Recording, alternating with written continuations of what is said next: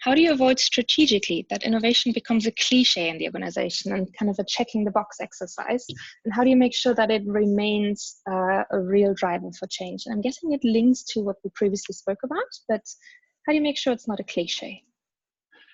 Yeah, this is a big risk, and in some ways, this is the only downside I can think of having, a sort of high profile sponsor and being sort of big announcements and these sorts of things, is that people do at the same time take some of that as sort of a bit of a marketing PR campaign. But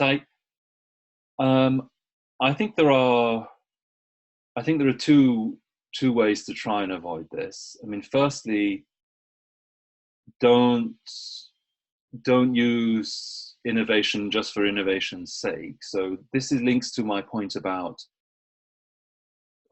having this more demand-driven approach. So if people see ultimately innovation as a tool, as a way of helping, or a mindset or behaviors or tools that can help you with your job, this sort of risk that innovation has its own agenda that is adding work to people, or trying to force, let's say, new technologies awkwardly into work processes or something like that, goes away. Because in effect, you're saying, well, we're here, we have these approaches, or this is this culture we're creating.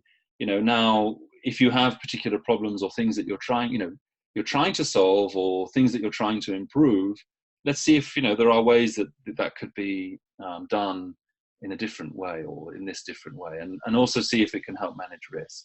So I think this is a way of, I believe this is a way of creating this culture ultimately in a lower key way.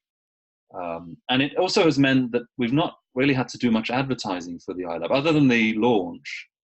The word of mouth in the institution has been really strong. So once we've managed to demonstrate value with a particular department or a particular group of people, often find that people that they know then call me up the next day or a few days later and kind of go, oh, actually we have something similar. Could we look at that together, or do something, or et cetera, et cetera. So I found that to be a great way to try and avoid this sort of cliche, or even worse, when people say, oh, okay, well, it's nice, but you're just adding more work to what I really have to do.